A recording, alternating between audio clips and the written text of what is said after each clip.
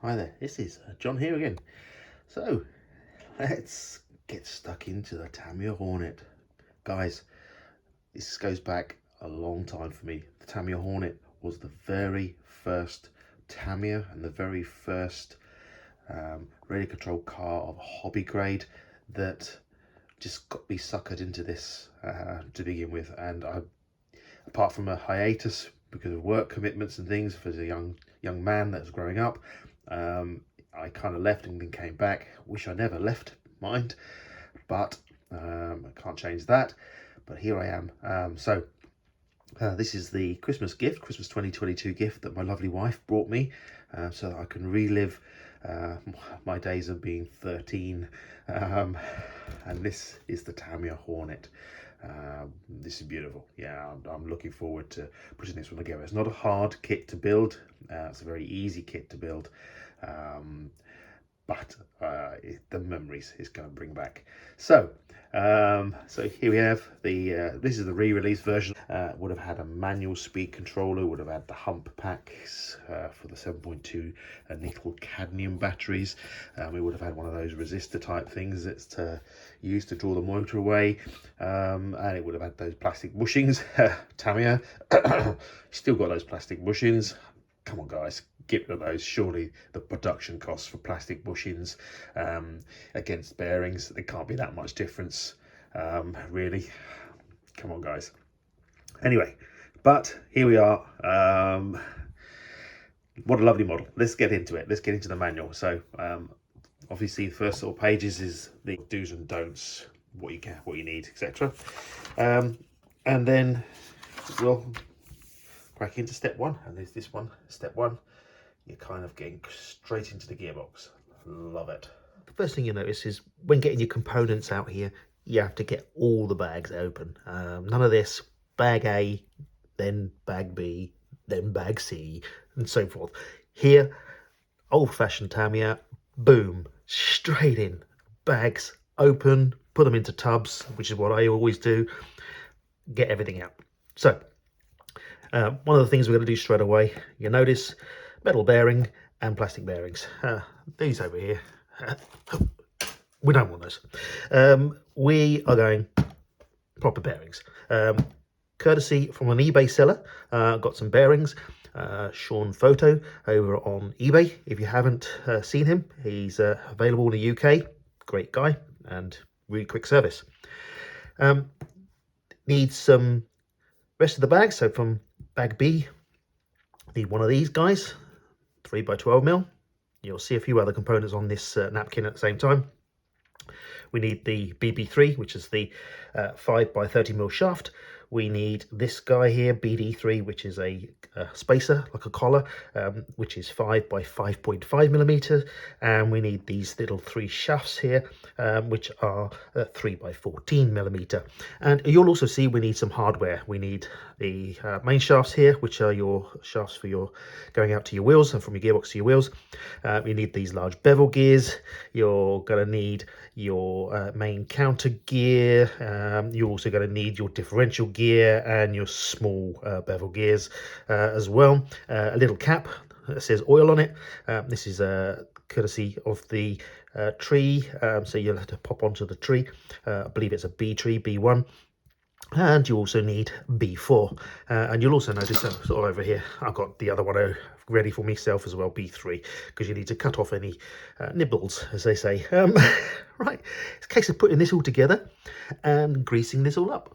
I'll stop talking and do.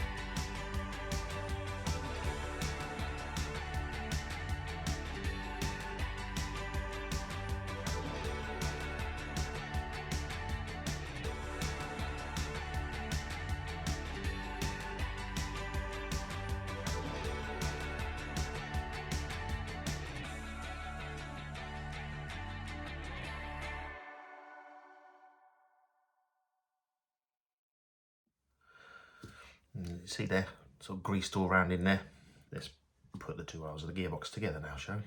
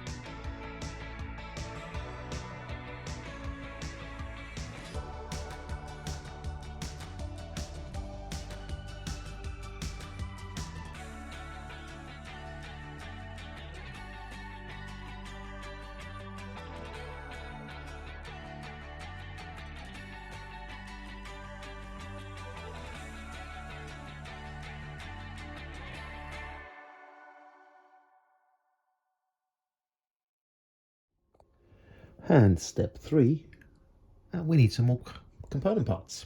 And we need BAs. These are the 3x21 self-tapping. They're like a step screw.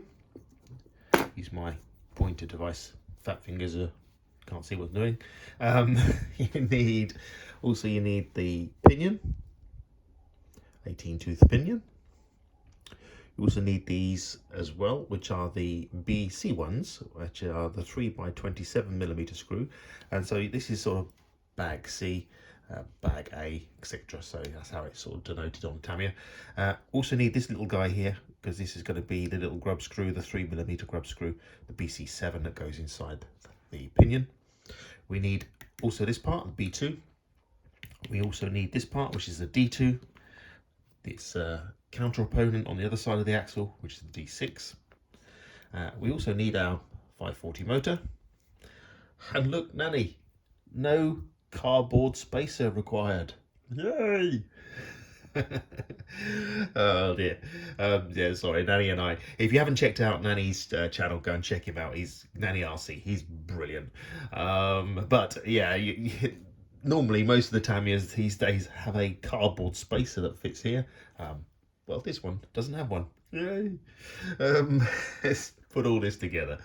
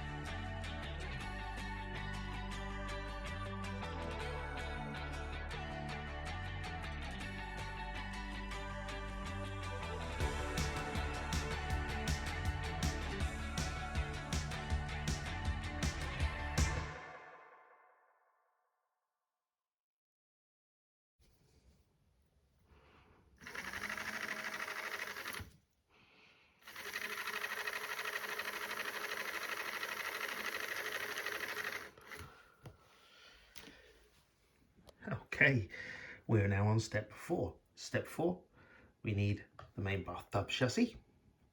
And a little note here. Don't know if this is going to pick it out, but let's see if it picks it out. Yeah, there you go. Grasshopper. As you know, Hornet and the Grasshopper, they have the same chassis. So it's really nice.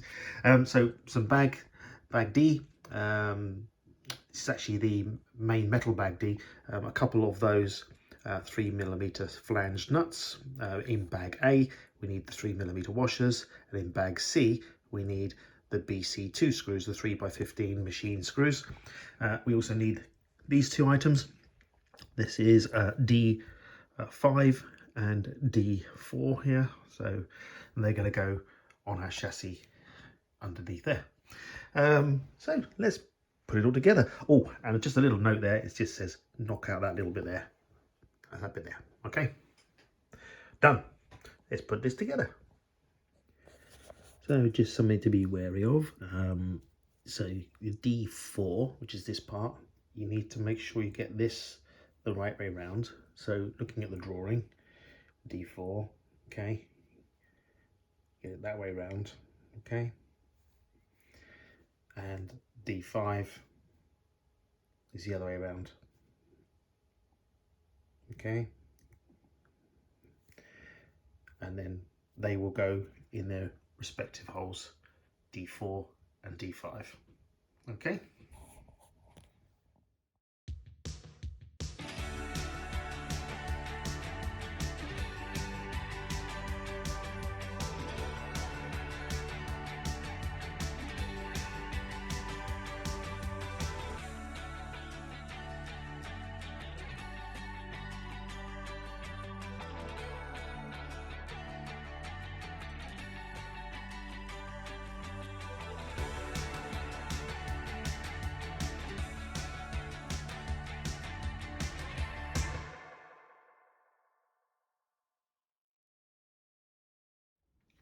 Okay, on step 5, we need some more components. So we need these springs, which are these two guys over here, out of the metal bag D.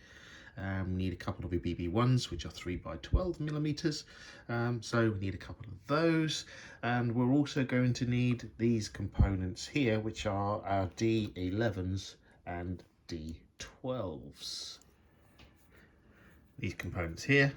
And you've got this bit here where the spring sits on, and the same again on here as well. Okay, so get these put in and get these built so that they then go into the chassis.